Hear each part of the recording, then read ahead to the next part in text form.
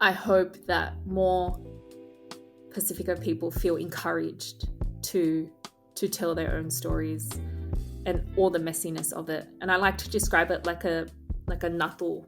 You know, the top layer of it is very shiny and glossy, and it's painted with all these incredible motifs and symbols to tell this very rich traditional story. But the bottom layer, the one underneath it, is very pale. It's all very haphazardly put together. It's all these different colors and dyes, because you're not meant to look at the bottom part of it. You're only meant to present the top part. But you can't have the whole natul without that really kind of ugly, messy, bland bottom part to hold up the beautiful part. And so, you know, whenever Pasifika readers tell me that they were confronted by this thing or the other in my novel, I always try to say, no one can appreciate the beautiful parts in anything, not even just my book, but in life. No one can appreciate the beautiful parts unless they have gone through the messier parts of life. Hey everyone, welcome back. I'm Taylor, and this is part 2 of our catch up with Winnie Dunn on What's in Your Kete. If you missed part 1 of our Talanoa, go and have a listen, as it will give you some more context to our conversation. Thanks so much for listening. Let's get into it. For Dirt Poor Islanders, I read the physical copy, and then I ended up listening again to the Audible, which I think was done by Anaika. Hopefully, Yeah, right? Yeah, amazing Tongan Australian actress. Yeah, but she was awesome, and I think she did a good job kind of capturing your writing voice, and it was interesting for me and kind of how you phrased your book as being kind of autobiographic fiction, because these days I strictly only read autobiographies. So for me, I was like, I'm not really breaking my rule, just bending it a little bit, you know. Yeah. to do Dirt Poor Islanders. But looking kind of at the kind of characters in the world that you've built through Meadow's voice, in terms of, you know, her experiences in Mount Druitt. But what I kind of picked up on was the importance of her relationship with her family, and with Meadow's version of Aunt Lahi. You kind of wrote about, you know, Aunt Lahi, I believe, you know, being a closeted lesbian, and kind of looking at I guess, how do I say, kind of looking at her. I wanted to ask you, was Aunt Lahi's kind of repressed sexuality kind of a reflection of generational silence around queerness or homosexuality within kind of more Pacific communities? Yeah. This is, I think, a beautiful moment where the fiction element comes in, because for me, like, if I was writing in the genre of autobiography or memoir, I would have to very much be more factual in how I present information. Like, for instance, my Lahi, so my Winnie Dunn's auntie Lahi, she married a cisgendered straight man from Tonga who she met here in Australia as a security guard. Unfortunately, he passed away in a drug driving accident. It was the other person's fault, and she went through a kind of long court battle, and she was, you know, widowed for a while. And then, you know, her kind of best friend and her confidant, and where she got a lot of her solitude during that time, was through one of her very dear friends. And then they just ended up having feelings for each other. And so my auntie has never sat down and said, I'm a lesbian. Like, she's never said that. Like, my real auntie has never said that. She's just like, I love who I love, and it just so happens that I love this person, which is really beautiful. But for me as a writer, Winnie Dunn, the writer, because it was so important for me to address sexuality and homophobia in our Pasifika communities, and, you know, this kind of tension of, you know, pre-colonialism, you know, having fluidity, gender and sexuality, then the white missionaries coming in and quashing that completely, to now the point where we think, especially, I can't speak for everybody else, but especially for Tongans, you believe that, you know, if you're not Christian, you're basically not Tongan. And very much, you know, in the case of, as we can see with Israel Folau, this kind of colonial mentality of homophobia that we've learned over not a very long period of time, considering history. So it was very important for me, Winnie Dunn, as the writer, to address homosexuality in my novel and kind of see how homophobia in our communities can be quite violent and isolating and soul destroying. The fictional element, so the Meadow Senior in Dirtpool Islanders, that Lahi, I intentionally made her a proper lesbian, and I intentionally made her this whole story of her kind of getting into this arranged marriage with a whakaleiti, so that, the Nana character in that story could just go around saying, "Yep, her eldest daughter's married, no worries." Like, everyone can stop saying that she's gay now. I wanted to show the kind of secretiveness and the devastation that comes with having to hide your true self, from your family and from your culture if you're gay. And so for me, even again, my Lahi in real life is the first Tongan Australian woman to get married to another woman in Australia. She doesn't necessarily describe herself as a lesbian, but I made sure that the character that was inspired by her did, because I think, I wanted to do a service to other queer Pasifika readers when they pick up this text to start to question, where they learnt this idea that being gay is a sin from, and where that comes from, and how they can start to dismantle it, and how they can see the humanity of people who are deemed as sinners in a Christian colonial biblical context. I think that's quite an important topic that you've touched on, and we do see a lot of that here in New Zealand as well, within our Pacifica communities, and I think you've touched on that quite nicely, and kind of just, well, I would argue, in that kind of same ballpark as well as the kind of perception of Afakasi people within our community, and for Meadow, I guess being Afakasi in the book as well. Wanted to kind of ask you, for Meadow and her kind of crisis of identity as being mixed race. I mean, for me, was very kind of close to home, myself being Afakasi, but also kind of wanting to ask, in her kind of internalization of being Afakasi and all that comes in the book, was that kind of a reflection of your own experiences or kind of wider community realities that you've experienced living in Australia? Yeah, the word plastic still really haunts me. Because the first time I heard it was when I was in year 6. There was this group of Pacifica girls, mostly Samoan, who all became very close friends to me near the end of the year.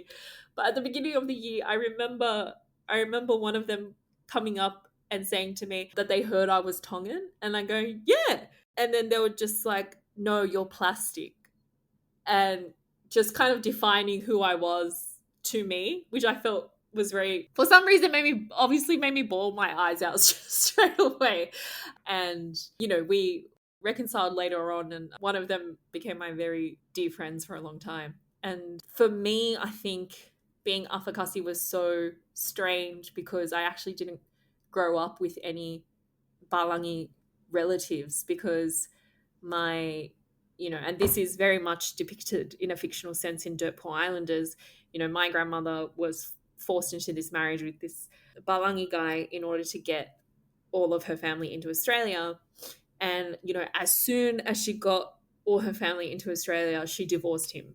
Like, she was not interested in staying with him.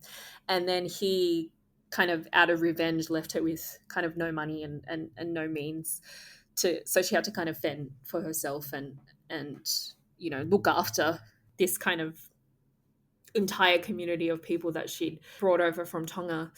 And then both my birth parents are Afakasi as well, so that's even stranger. And so, even though I don't speak a lot of Tongan and I'm racially ambiguous, I grew up in a very Tongan household where everybody was either, like, quote unquote, like, full Tongan or Afakasi Tongan. And that's just kind of all I knew for a very, very long time. And so I always found it really sad and really strange when quote unquote like full Pasifika people would tease me about being Afakasi, because I was like, I don't even know what that means, because you're saying that I'm half white, but I don't have any white relatives. Like my house like looks like yours really and sounds like yours. I don't know what you're talking about. And then because I was kind of shunned in primary school from the the kind of Pacifica crew or girls at the time, I I then started gravitating towards like Balangis, but then that proved to be even weirder and more confronting, because they would like compare our like they would put their arms next to mine and compare our skin tones and then laugh at mine, or they would say my hair is too frizzy, or if I was eating like manioke or something, they'd be like, ew, what's that, which very classic kind of migrant experiences.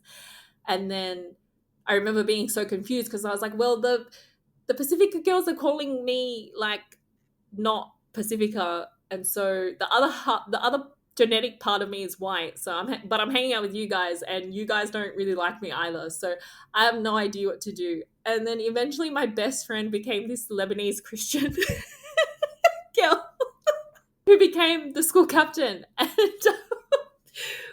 I just hung out with her, and then I think that's where my appreciation of like other cultures started to happen, because back in like the early 2000s when I was in primary school, it was very much segregated. You were very much segregated into your cultural groups. It's not like that anymore, thankfully, but in the early 2000s this was like the Asians only hung out with the Asians, and the fobs only hung out with the fobs, and like the white kids only hung out with the white kids, and so it was very much segregated. And then there was just a small handful of us who for some reason just were kicked out of these groups, and then we just kind of found each other. So so then when I was in high school, kind of the same thing was happening. And and then eventually my friends just became, one was mixed race Filipino, one was fully Indonesian, and one was Pakistani Muslim in an Anglican school. So, and then we all just started stepping into the Pacific, the Pacifica Australian community. And I was first starting out because I was like, oh, I don't know if I'll be accepted, because I feel like I haven't been accepted for a long time. And I really understand that being mixed race, in however form that comes in, it also comes with some privilege. It also comes with privileges as well. Like I'm not denying that at all. And so I had a lot of fear that the Pacifica Australian community wouldn't accept me as a Tongan writer, but I was very pleasantly surprised. So many Pacifica people have reached out and told me how much the book really resonated with them, and how much it hit home, and how much it confronted them sometimes. And you know just seeing the reality of our lived experiences on the page and being really moved by that. And so yeah, I think it's through being a storyteller that I finally kind of got accepted.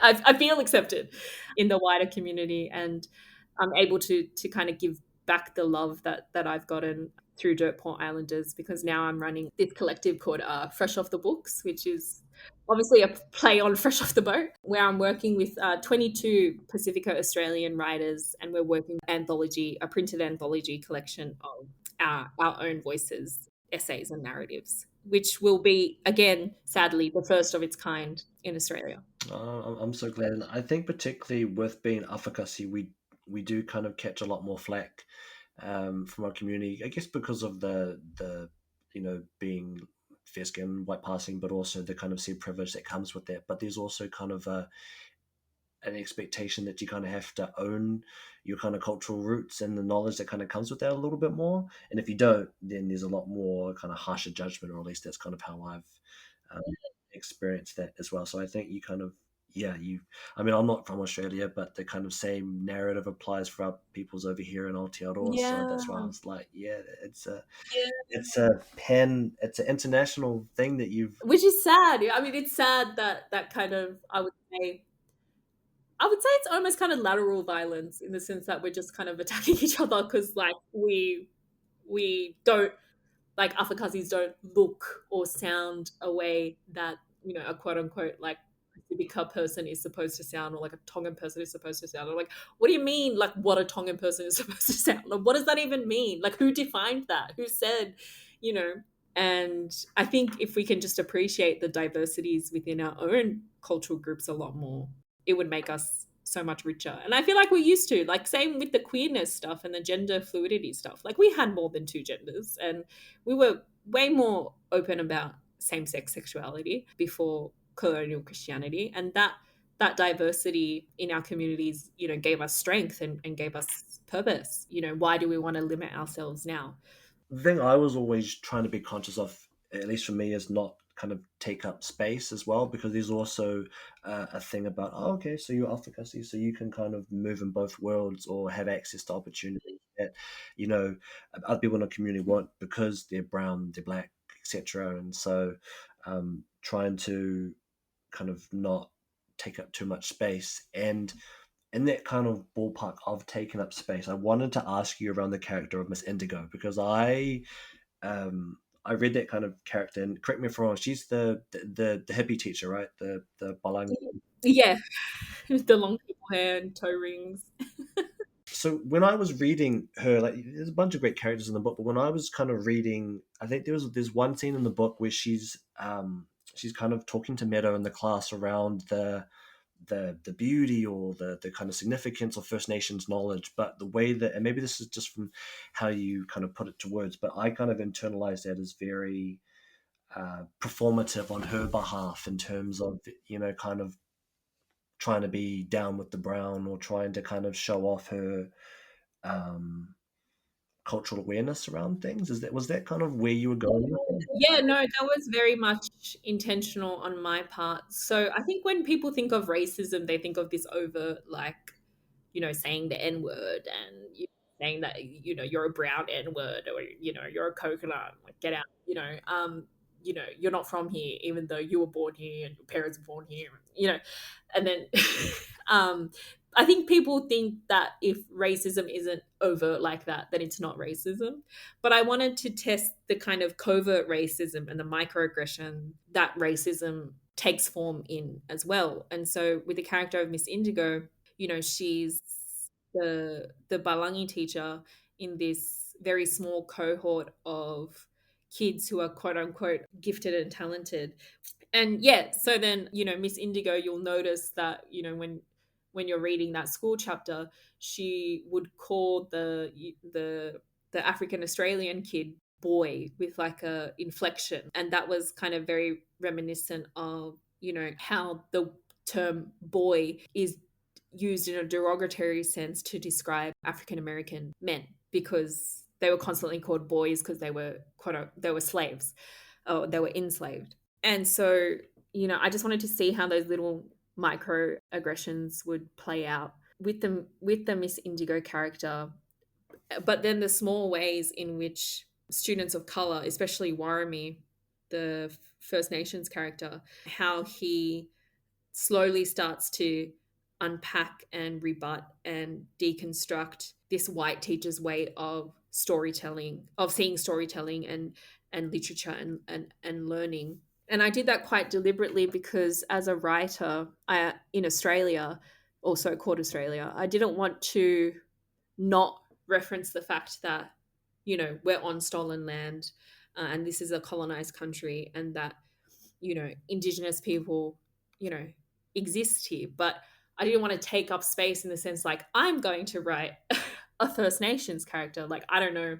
I'm not Aboriginal, so I can't therefore speak in the voice of somebody who's Aboriginal. And as a writer, nor would I want to. But every writer makes that choice, what they feel comfortable speaking in and what they don't feel comfortable speaking in. And so for me, I still wanted to reference, First Nations history and First Nations culture and First Nations people in Western Sydney, but I didn't want to take up space by using their voice. And so I came up with a secondary character named Warami, which means welcome or hello in Darug language, and to kind of showcase the culture and the stories and the intellect through that character. And that was a deliberate choice I made because I think it's important that writers of all backgrounds in Australia, have First Nations centered approach in their art making. And so being able to use the character of Warramie to be the kind of one that kind of highlights Miss Indigo's microaggressions and fights against them, and even teaches Meadow in the book, how to, in a very small way, appreciate her own culture, but to also know and remember what land she's standing on, was really profound and special for me as a writer, to kind of be able to include First Nations perspective in Australia, but not completely take over it. And we've already kind of discussed it as well, but your book has helped a lot, not only for Pasifika representation in Australia, but for people like myself who are overseas and learning about you and your story and what you've done for the community over there. So yeah, it's massive kind of props.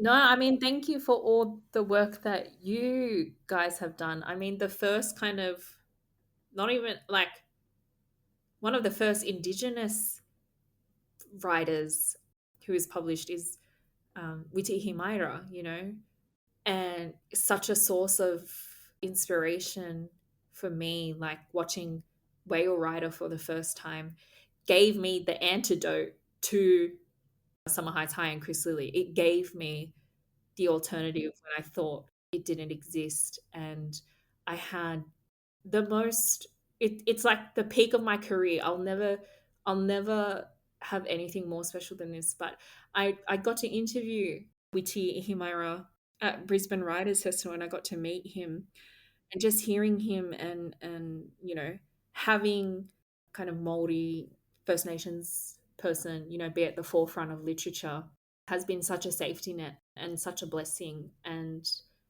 having it come full circle where I got to interview him and then publish our interview, and learning this theory that I've kept with me quite close ever since, which I think goes nicely back to all the kind of early drafts that you see of my work kind of published randomly, is that, Witty described literature that, Pacifica and First Nations people write as, it's not this Western static thing that's there forever. It's a living, breathing document, As we Talanoa, every time we Talanoa, even it's the same story, it's always told a little bit different every time, depending on who's telling it or depending on when that person is telling it.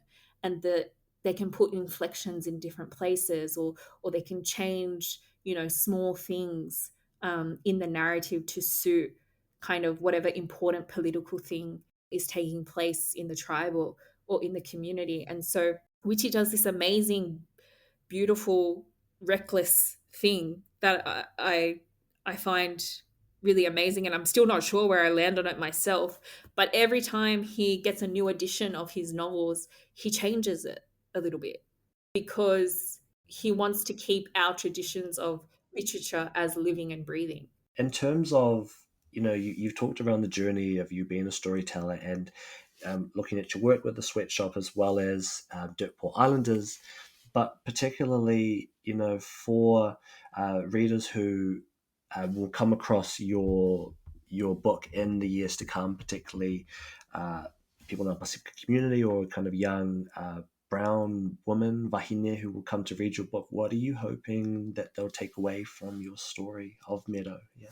This is always a really hard question for me, and my answer always changes whenever I get asked, because I come from this literary tradition where I think the author is dead. And so when you read my novel, when you read Dirtpool Islanders, you shouldn't even worry about what I think or what I think you should take away from it, or even what I think I wrote.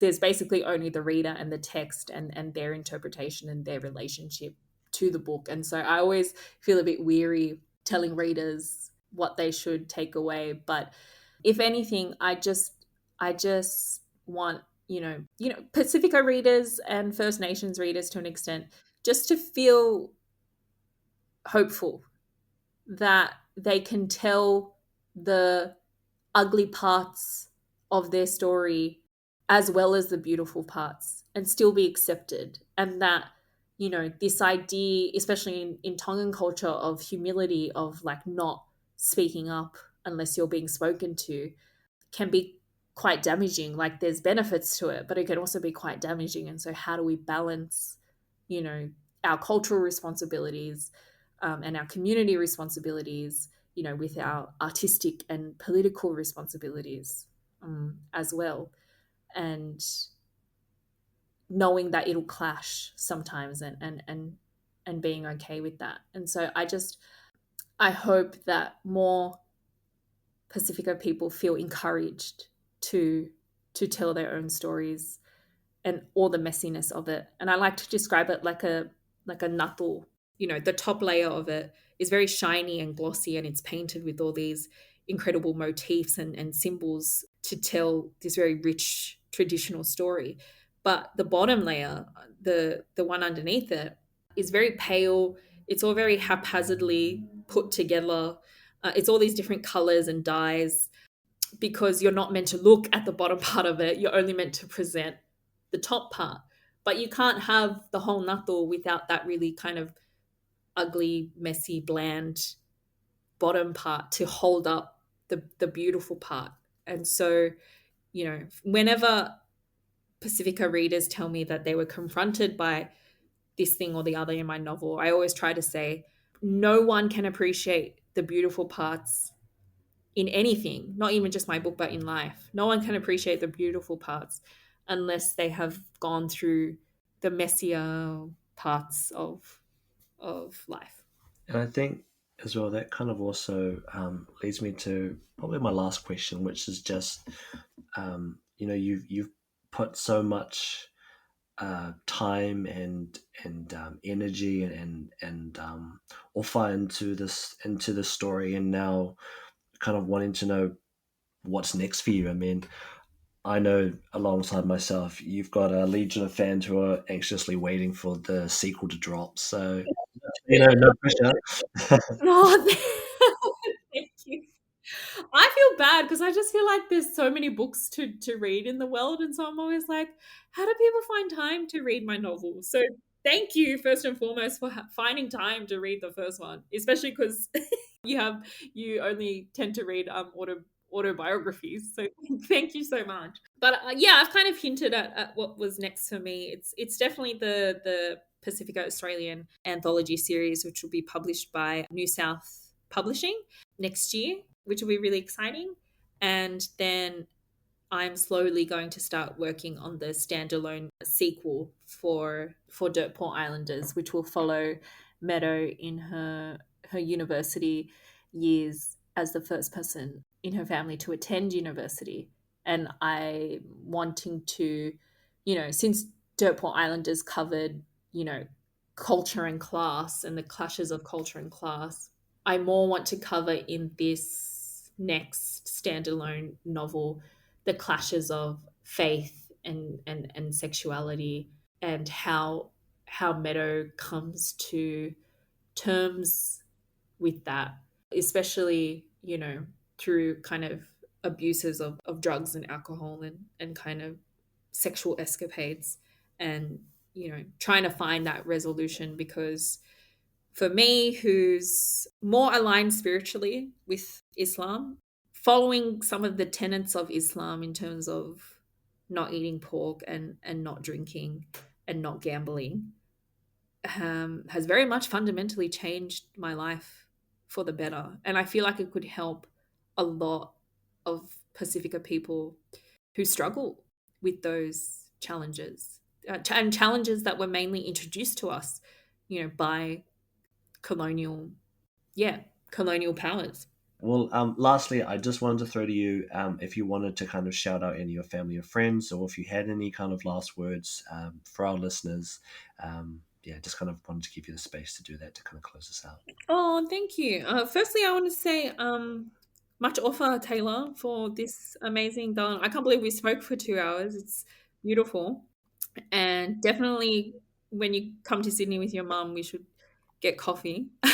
advice for listeners is to write what you know and not be ashamed of that, and really make your that's how you make your original contribution to knowledge, which for me is literature, because there's only one you that exists in the entire world, and writing is really special. And so if you consider yourself a writer, you're already kind of prepped to create literature. You just have to be really confident in the sense that if you write from what you know and your own perspective and your own intersectional experiences, you'll create something meaningful and beautiful. Thank you so much, Winnie, for joining us on the podcast. I really enjoyed speaking with you, and I can't wait to see what you get up to next. To our listeners, we appreciate you tuning in. If you want to hear more episodes, come visit us. We're on Spotify, Apple Music, YouTube, and the To Be Dreams website. We'll be back again soon with the next episode. Thanks so much for listening.